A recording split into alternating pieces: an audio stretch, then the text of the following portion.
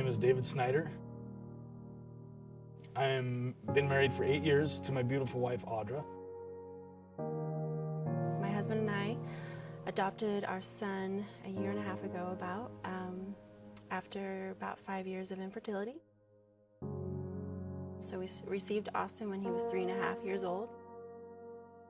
He came through the foster system, and we've been very challenged. We're very blessed and very challenged all at the same time. He has reactive attachment disorder and a lot of energy.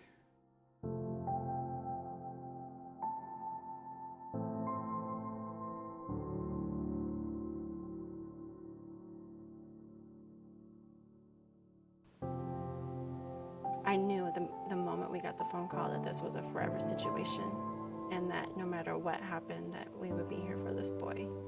I knew he was going to be my son. Well, the first couple weeks we had him, it was great. So we finally get this 3.5-year-old boy, and I just thought, woohoo! We're going to love this boy. We're going to save him, and he's going to love us, and we're just going to enjoy our life, finally being a family, and we were in for a surprise. But after about the third week, it was not quite the story. I always knew that parenthood is a level of sacrifice. I always knew that. But this, raising a child with trauma and attachment disorder issues, I learned what the word sacrifice really means.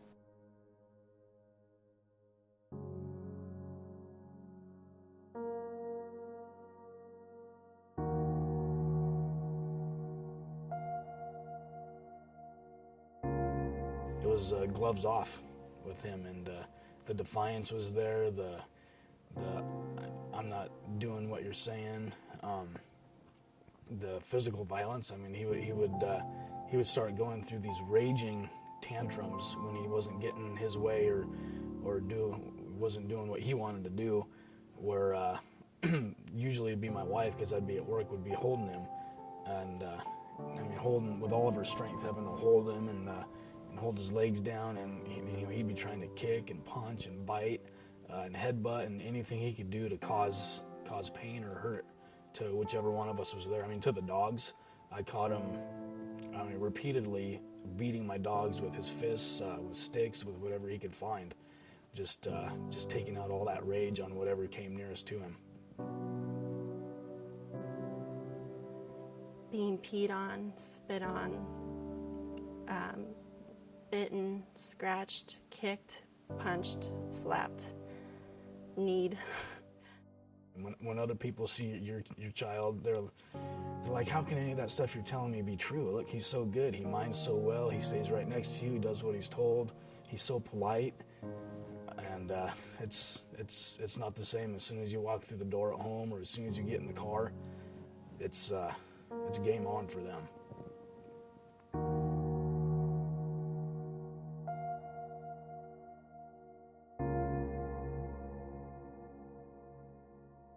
Watching everything that my wife has to endure as she's going through this, and being rejected by the child that we love over and over and over on a daily basis, and watching her heart get torn through that is really hard for me.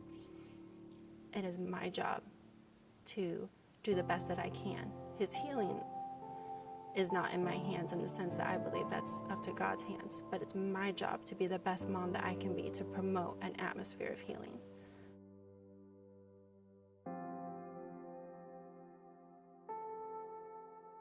Will my son completely heal? Will our life always be so limited? Will he ever truly be able to forgive those that have hurt him, that have wronged him? Will he be able to forgive God for what he's been through? Will he become the kind of parent that he had? Or will he be able to overcome those things by God's grace and defy the odds and let go and move on and be healed? I wonder, will Austin choose the healing?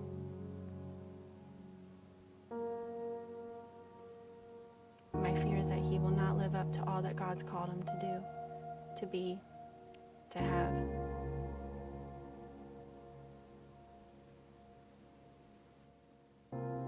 That maybe when we got him, he was already so damaged that might be beyond fixing. That would be my greatest fear.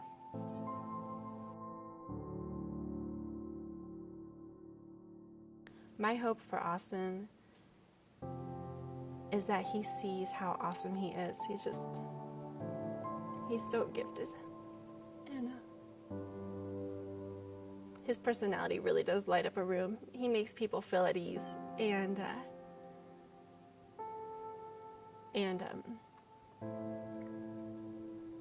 I'm hoping that he won't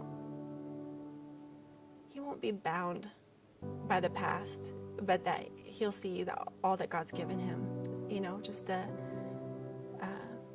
great personality, and he's very gifted athletically and sports-wise. I hope for my Austin that he can just move on and see what God has given him instead of focusing on what's happened. Just see what God has given him and take hold of that and just share it. My hope and desire is that we'll be able to minister to other children with Austin on our team. Just saying, I've been through what you've been through. I know it's hard. Let me show you the way, And so I hope and pray that this will become an area of ministry for him, that it'll be something that he can use as a tool instead of a crutch.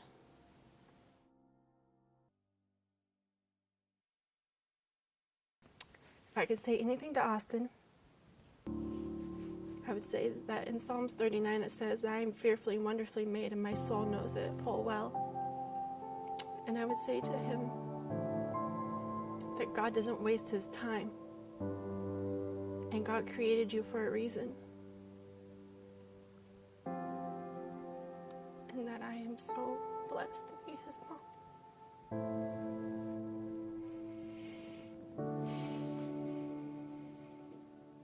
No matter what, I love you. Nothing you could do could push me away. Doesn't matter. I'm in it for the long haul.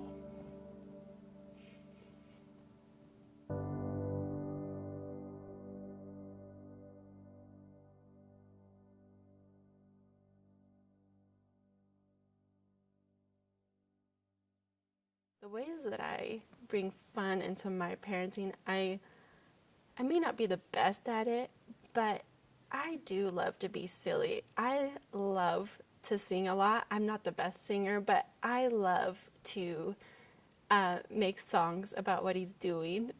And so, like if he's eating his cereal and talking too much, I'll be like, eat your cereal, yes you can.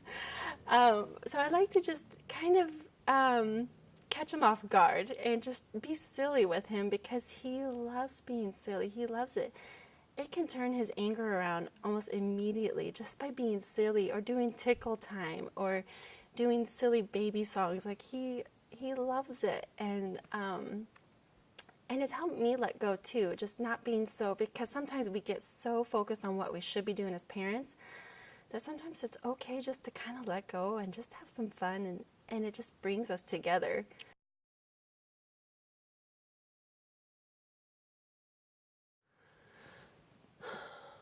What I would say to parents who have children with attachment disorder is that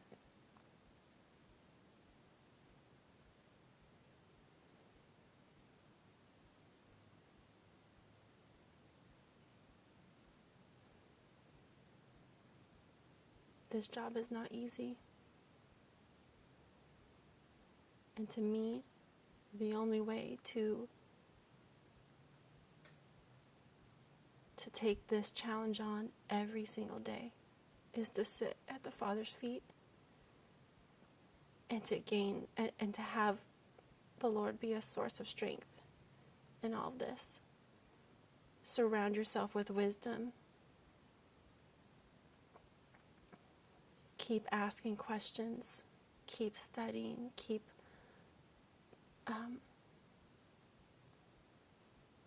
keep seeking wisdom, but then pray about what is right for your child. I would say also put the right people in your life that are going to encourage you and strengthen you and understand the journey. There's a lot of judgment out there.